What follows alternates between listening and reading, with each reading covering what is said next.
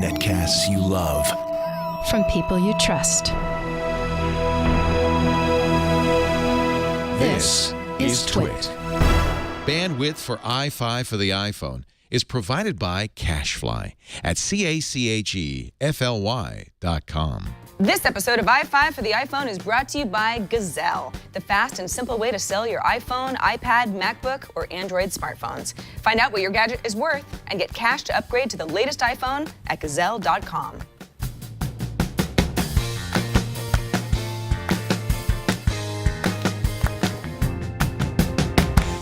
Hello, everyone, and welcome to episode 23 of iFive for the iPhone.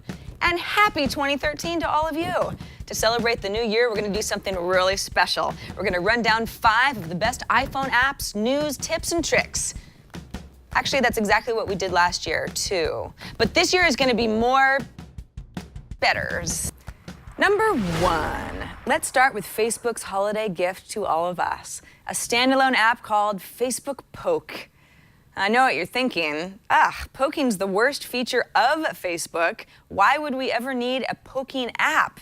Well, let's take a look. You can indeed send a poke to one of your Facebook friends, but the bottom navigation bar also lets you send a thought, a photo, or a video to that friend.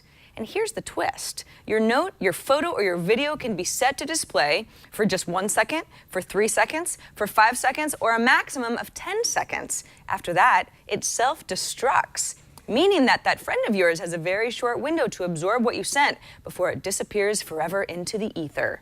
Now, you might be wondering why a company like Facebook, which is all about collecting and storing your data, would offer up this type of fleeting communication. Well, I know why. Because an app called Snapchat already exists with the same exact temporary media model, and it's really, really popular. People love Snapchat, especially teenagers. And some people like to call it the sexting app.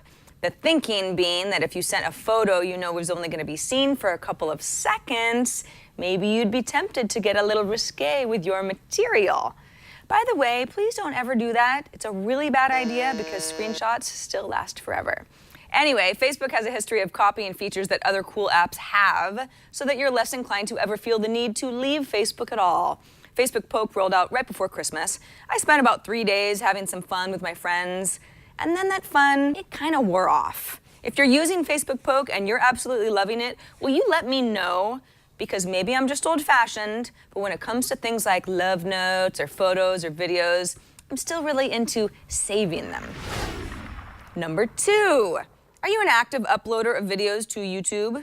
It's hard to believe that you couldn't do this in the YouTube app until now, but with a new app called YouTube Capture, you can actually take a video, edit the video, and upload the video right from the palm of your hand. The layout is really, really nice. First of all, by default, the screen is locked to landscape, which keeps you from accidentally taking one of those upright videos that have the whole iPhone black bar nonsense that everybody makes fun of. I love that.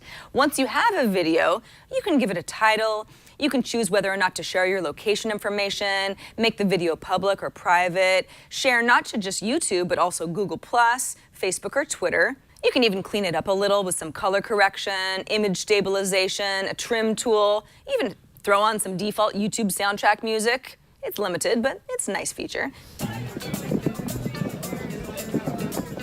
What's also nice is that you've already got videos that are hanging out on your phone and maybe you've forgotten about them or you want to upload them to YouTube.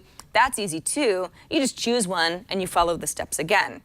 YouTube Capture is a very nice app. If you take a lot of videos with your iPhone and you want them to live on YouTube, there's really no better app than this. And it's free, of course. Number 3, speaking of landscape mode, have I got a little fun game for you. I haven't done a game in a while. This game is called Hundreds, and it manages to be difficult, well-designed, and addictive. That's the makings for a good game. So here's how it works. You push and hold down on these little circles, and as you hold down on them, they grow in size, and their number grows too. The goal is to get to 100 collectively. Now that seems really, really easy until you find out that if 2 circles touch while you're touching one, meaning that it's red, then you, my friend, are dead. Each level gets a little more complex as you work your way through the rounds. I thought it was really easy at first, and then I got stumped. The design on this game is insane. And by insane, I mean it's really, really beautiful. Kudos to Semi-Secret Software for making it. I love it. Now, if slick visuals and simple physics isn't worth $2.99 to you, then hundreds might not be your game, because that's how much this app is. For me, I love it. You kind of get into a zone, you're playing hundreds, you're trying to figure out the challenge, and after about level 10, the puzzles really start to become head scratchers, and then you forget about all your actual real life problems because you really need your circles to add up to 100. It's a great escape. This episode of iFive for the iPhone is brought to you by Gazelle. You want the new iPhone, don't you? If you don't have one, I know you want it because you're watching this show. Before you get the new one, make sure you sell your used phone to Gazelle for cash. Cash you can use to upgrade. Gazelle is simple and fast. You just go to gazelle.com, that's Gazelle.com, and then you tell Gazelle the condition of your phone. By the way, if you've got a phone in really bad condition, like a broken phone, they will buy broken iPhones for cash. Then you get a risk-free offer for your gadget, and that offer locks in a quote for 30 days. Once you get your new iPhone, you just ship your old one to Gazelle. They'll even pay for the shipping. They do it all. And then you'll get paid fast by check or PayPal. Go to Gazelle.com now to get an offer for your iPhone. Remember, do it today because your iPhone may lose value every day that you wait. With Gazelle, you get paid in cash, and the payment is fast within a few days of the item being received.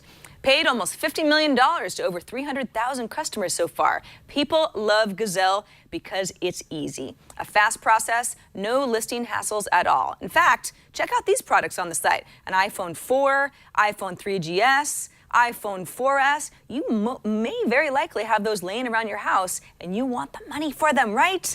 What's your iPhone worth? Take a minute and go to Gazelle.com to find out. Sell your used iPhone today at Gazelle.com. Number 4. Do you ever feel like taking a poll of all of your friends about a subject that you think a lot of people would have an opinion about?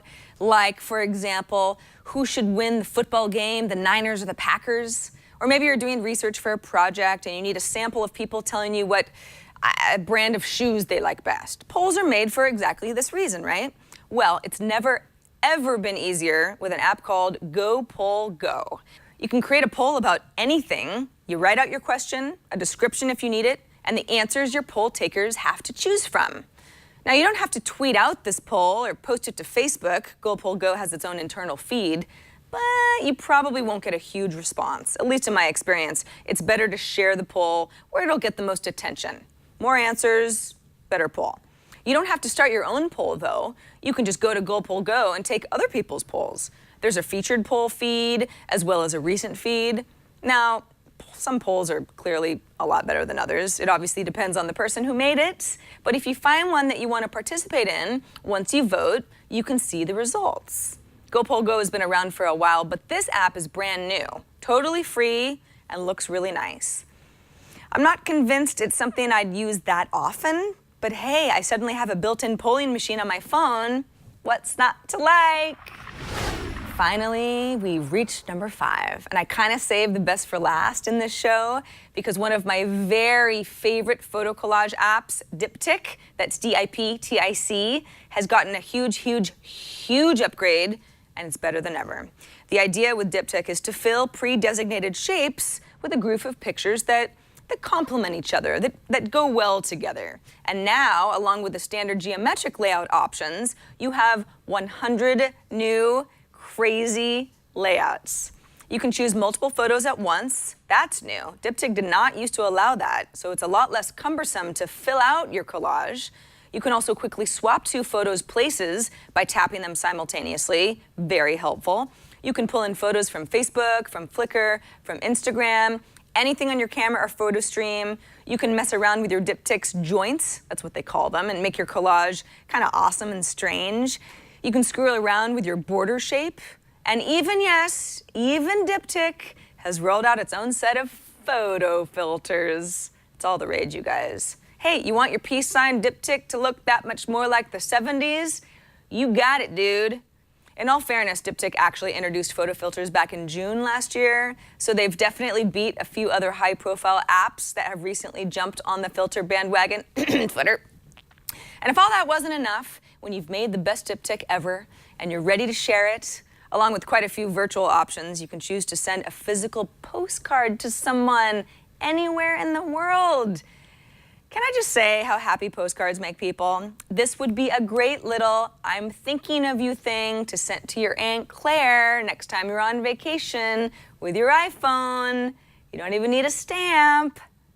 All right.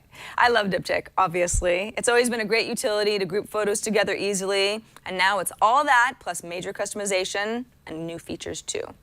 And that's a wrap for this episode of iFive for the iPhone. If you'd like to auto-download this show every week without even having to think about it, you can go to twit.tv/iFive and hit that subscription button. That's where you'll find all of our app and story links too. Email us feedback at iFive@twit.tv, leave us a voicemail at 614-ON-iFive, or send us a video with an app review of your own. I'm Sarah Lane, and I'll see you right here next week on iFive.